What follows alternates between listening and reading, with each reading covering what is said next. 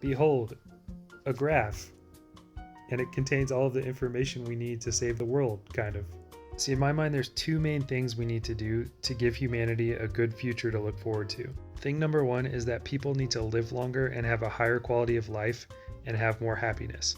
And thing two is that the environment needs to not suffer catastrophic failure, so we actually have a place to live those longer, happier lives. This graph shows emissions per type of ground transport, and the longer the bar, the worse the emissions are. The worst offenders come as no surprise. Gasoline cars are the worst, diesel cars are the second worst, and hybrid cars are the third worst.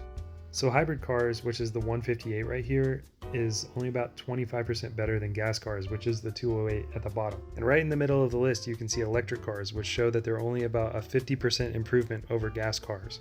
Surprisingly, plug-in hybrids are actually better for the environment than fully electric cars. A 50% reduction in the amount of harm that we're doing is good, but it's still a lot of harm. And if the number of cars being sold keeps going up, the amount of harm that we do overall will still be increasing. But here's where it starts getting really good, because trains have about 1/3 of the impact of even electric cars. And you have the electric bus, which is 8 times better for the environment than gasoline cars. But way at the top, you have the keys to actually saving the environment. First of all, e-bikes, which are about 13 times better for the environment than gas cars. And then the key takeaway from this video, which is going on foot, is infinitely better than taking a car. This is the key reason that we need to make cities walkable, because when somebody is walking to work or to anywhere, it's infinitely better for the environment than if they were driving. It doesn't matter how many solar panels you have on your house or how green your light bulbs are. If you're driving a car to get around in life, you're hurting the environment. That brings me back to the other most important thing about securing our future, which is making sure that we have longer, healthy, happier lives. It turns out that when you live in a walkable neighborhood, your health improves, your happiness improves, and you have a much better chance of making it to 100 years old.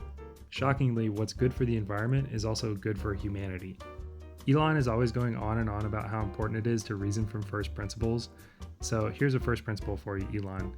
When you walk from point A to point B, it's the best possible thing that you can do for the environment. When you increase access to things like trains and bike paths in a city, there's also a commensurate increase in the number of people who walk. This guy has billions of dollars of vested interest in wanting us to believe that switching to electric cars is the thing that will save the world. But the real solution, shockingly, has nothing to do with us spending tens of thousands of dollars to buy this guy's products. And the real solution is so much cheaper and so much more straightforward, and that's just getting people out of their cars and onto their feet. And I'm sorry, I know this was a really long video, but if you watched all the way to the end, I appreciate you so much, and please consider following.